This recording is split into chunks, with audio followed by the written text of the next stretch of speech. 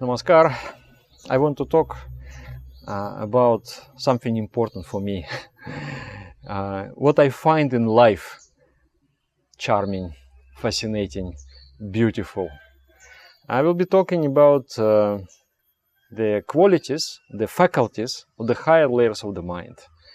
These faculties, they allow us to move through stressful situation. They enable us to have vision, enable us to have a dream. They give us strength even in the condition of the pain. So I was reflecting on my own experience in life, especially on my own childhood. And then I was also curious and I was also interested to know the experience of other people. So I talked with several of my friends whom I consider to be outstanding personalities. And I was asking them, so what made you spiritual? What made you such personality as you are today? What motivates you? Why you are dynamic? Why you are moving forward? Why you have a vision? Why you have a dream? Tell me, what was the most important experiences of your childhood that created you into the person what you are now? And basically we all agree on some key points, and these key points I'm going to present today. So shortly I will speak about the layers of the mind. The two lower layers of the mind, they are personal. They are concerned with our limited experience. I lived 20 years, I lived 40 years, I lived 60 years. So whatever experience I have collected, it is there in the lower layers of the mind. In other words, they lack originality. Whatever I have put there, I take out from there. I cannot put something and take out something else. It is always recycling the same things. No originality. But the higher layers of the mind, they are transpersonal. They are collective. The entire human race has access to the same infinity. So the layers, the three higher layers of the mind, they are interface connecting individual with infinite. So through all those layers, we can access great inspiration, great knowledge, great love. So I want to think about what develops those layers of the mind. There is one way is about yoga. Yoga, of course, does develop. Meditation. Meditation is the key. It's actually, when I learn meditation, my life became divided in two parts, before meditation and after meditation. The most important event in my life is learning the practice of meditation. And practicing the lessons of meditation is just like feeding the higher layers of the mind. Normally they are not developing because we are not feeding them. But also I want to talk a little bit today, not so much about meditation, but just about life and about life experiences that shape our mind and enable us actually to move on the spiritual path.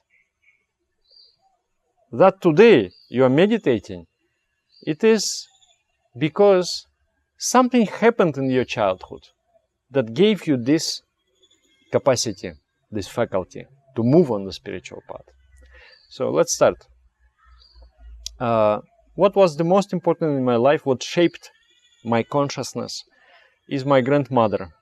My grandmother used to be very ardent follower of Christianity.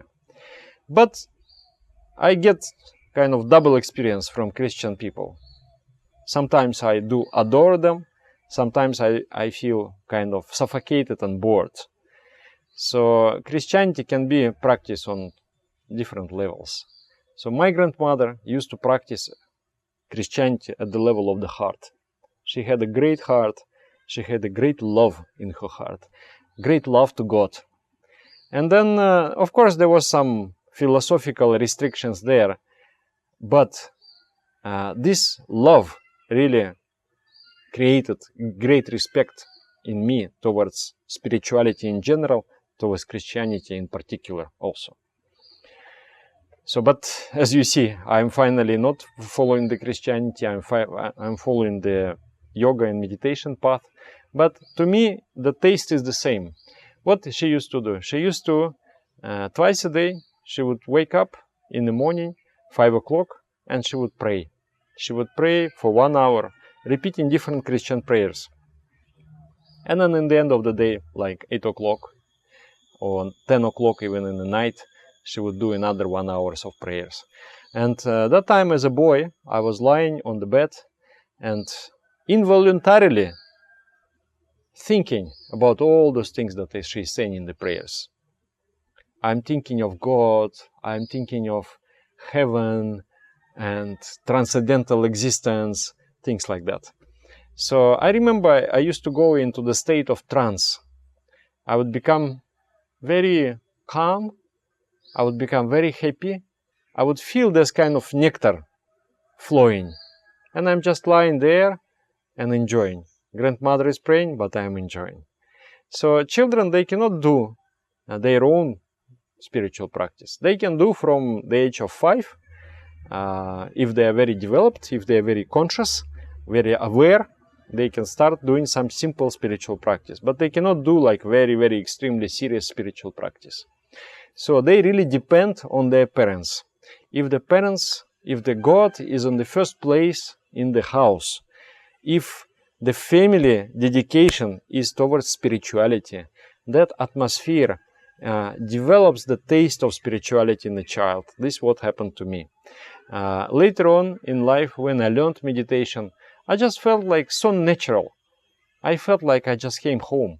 This was so extremely natural for me. I have experienced all those states, all those conditions of the mind already as a small child. And now I'm just coming back home. Now I just got the technique, which is really satisfying me, and I'm meditating, enjoying those higher layers of the mind. So this was definitely a great influence on my life. Second is when I was student in the school, I had some difficulties with language, with Russian language, how to write, how to, how not to make mistakes. So even now, today, I still make mistakes. But the teacher was both literature and language was the same teacher. And I challenged you, I said, if I memorize that, and that's very long kind of poem, to recite it, you have to recite it maybe 2-3 hours straight without stop. So I said, if I memorize that one, will you put me highest mark in the language also? She said, okay, I will do it. But it is very hard to memorize. So I wanted to get a high mark. And I struggled with the language. It was difficult with me. So I thought in literature I will excel and I will get both covered. So then I was memorizing my whole holiday for 2 weeks. I was just memorizing. Finally I memorized. And I got a high mark. But that effort, just 2 weeks of my life, I was memorizing. But that effort played a huge role in my personality development. Poetry is an imagery that you download in your mind, and that inside your mind it just emits sweetness, emits nectar. So that also developed my memory capacity, and that has developed that kind of ability to appreciate art, to appreciate poetry.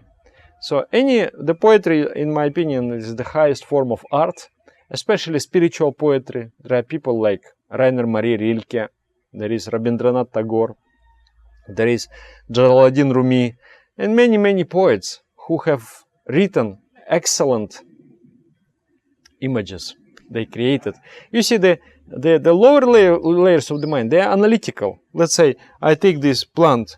Okay, the leaves are round, elliptical, they are green, this is a tropical plant. I analyze, I break something into small particles. That is called analytical. But synthetic thinking is when you are from small things you combine and you create one image. So for the children, many times the parents, they make this mistake. They try to intellectually develop them, and that creates some kind of it breaks the personality. It destroys the personality, because the child has to develop the higher layers of the mind. First, he has to develop that imagination before he goes to intellectuality. First, develop imagination. I met people who are very intellectually developed, but that intellectual development destroyed some part of the personality. So that's very unfortunate. And when you're talking to such people, you are feeling like very intelligent, but very shallow. There is no depth. There is no penetration into something unusual, something original. So that's the problem with intellectual development, premature intellectual development.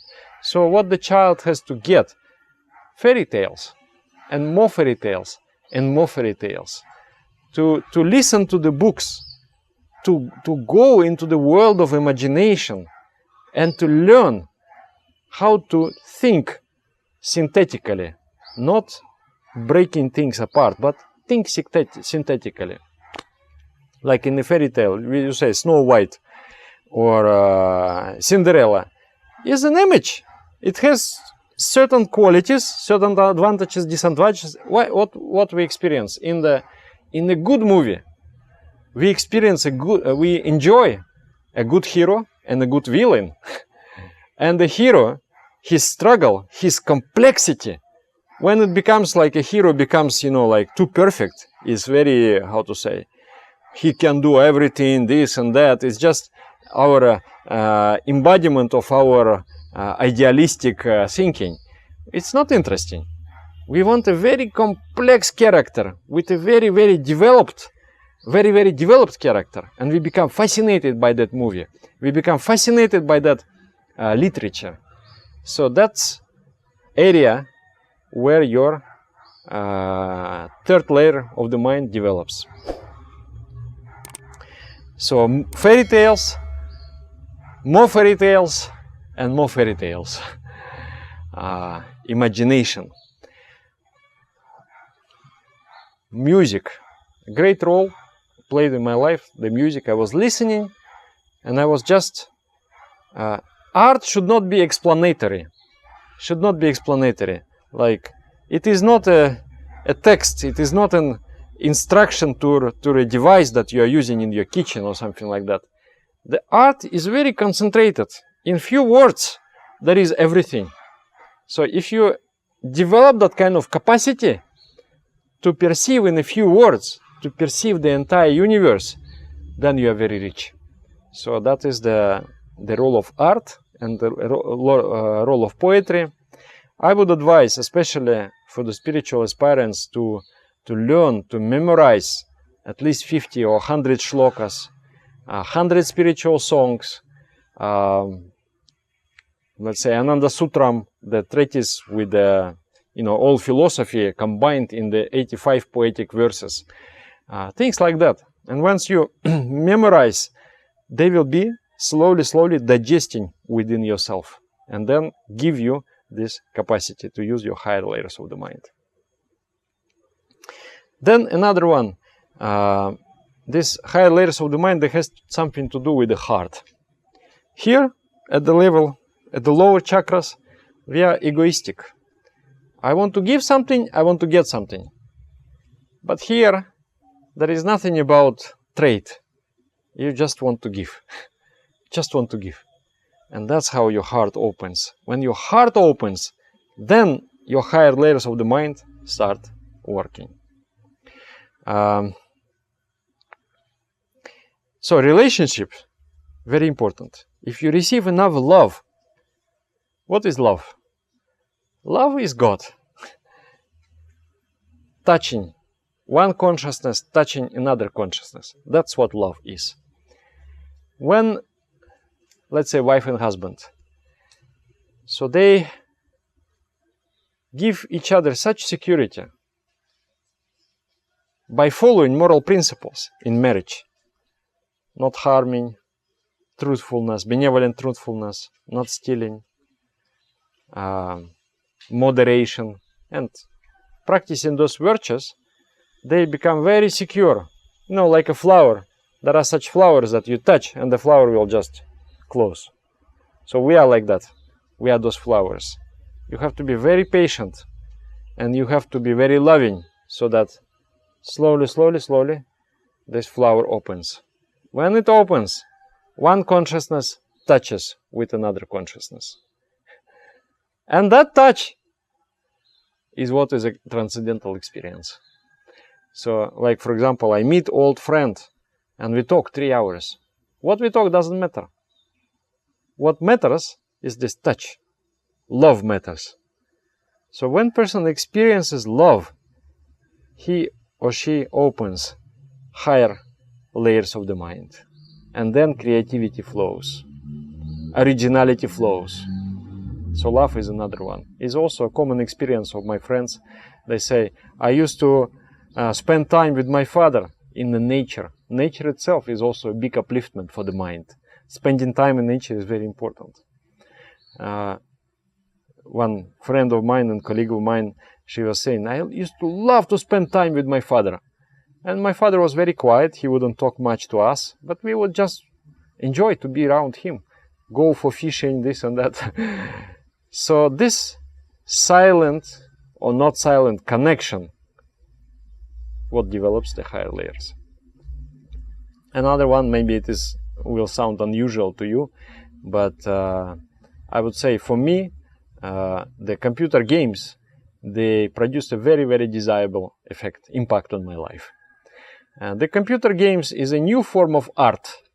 Of course, there is lower quality games and there is a higher quality games where there is beautiful imagery, there is a beautiful sound, there is a beautiful message. So you immerse yourself in that world of imagination. Like my friend, he was telling Dada, this huge influence this game Final Fantasy has produced in me. He said, I remember as a child I was playing it and I would get into so high state of mind by all the aesthetics, all the things I was going through. And he said, I'm waiting now, they will release a new version and I will just go into the holiday for 2 weeks. I will close myself down in the room and I'll just enjoy that experience. So children, they must get this taste. They must get this opening of the heart. They must be very much immersed and enjoy. I used to play the game called Civilization. Part 3 was my favorite. So in that Civilization, many things I learned.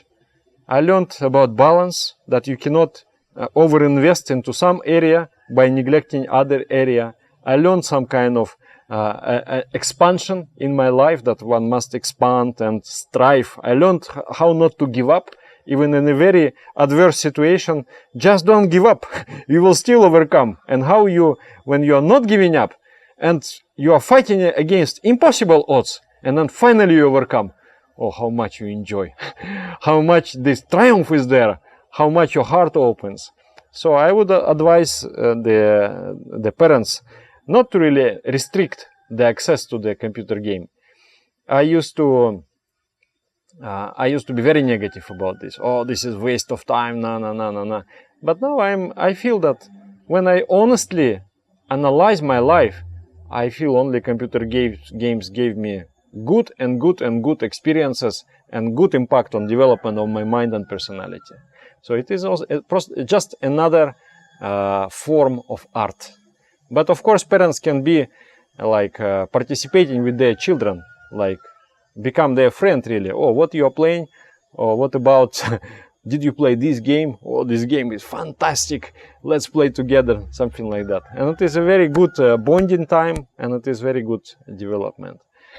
So, yeah. So summarizing these things, number 1, spiritual practice in the home, in the house. If the parents are practicing, that creates amazing, deep impact on the mind of growing children. It is a huge help that you are giving to your children. Another thing, poetry, all forms of art, computer games, theater, books, literature, films, just finding a good quality. And then satsang, being with children, being with parents, and developing that kind of security where you really, your love and your inner thoughts you can express and you can touch with each other at some very, very deep level. So those things really gives resiliency, even in the condition of pain. I had many situations, painful, very painful and traumatic situations in my life. And I thought, like, why? Like I meet many people who have gone through traumatic situation which has completely broken them. They have completely been broken by some violent things that happen in their life.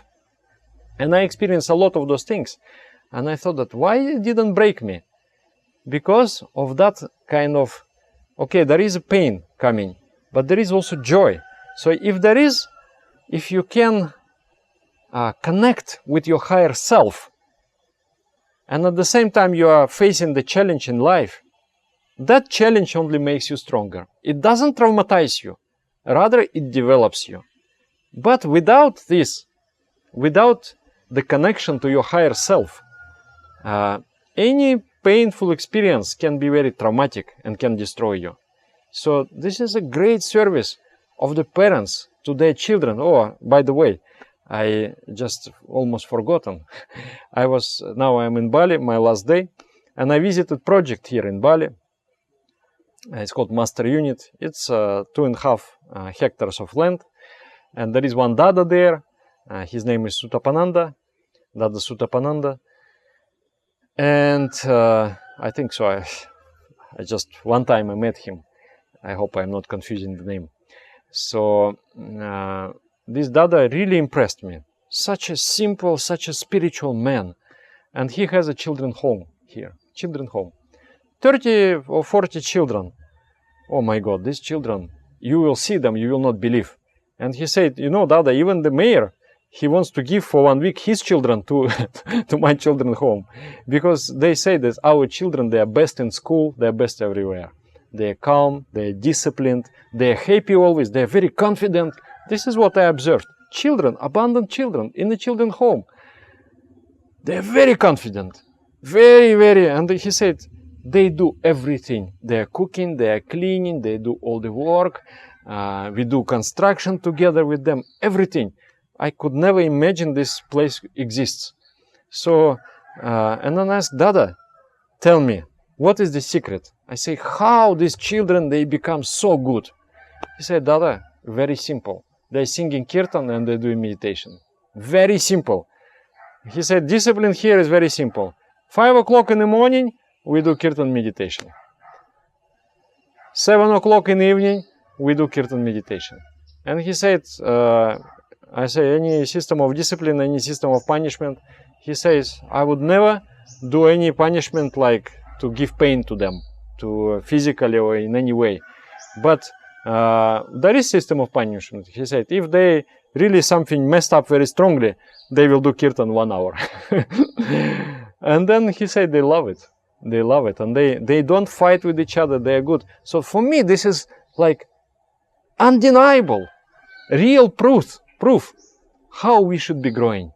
And I feel just these children, they've been abandoned. They are children with some bad karma, but maybe they are children with a better karma than us, because they managed to get in such an environment. Even the family, complete family, father, mother, maybe they cannot provide that kind of environment that was created in that children's home. I was so impressed. I was so much impressed. And everybody who comes, they say, Dada, there are children there. They create the whole joy. It's so, we love to go to that place because those children, they create such atmosphere like in heaven. So, yeah.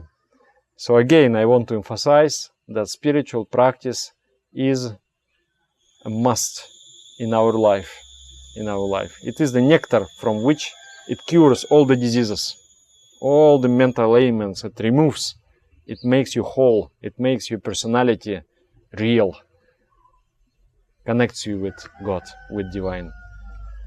So if you like this video, share it. I think people should hear these things. I share from my heart. So yeah, like, subscribe, share, all those things. So thank you very much for giving me your attention, and I hope you enjoy life and really experience love and transmit to your children all those treasures that I'm talking about. Namaskar.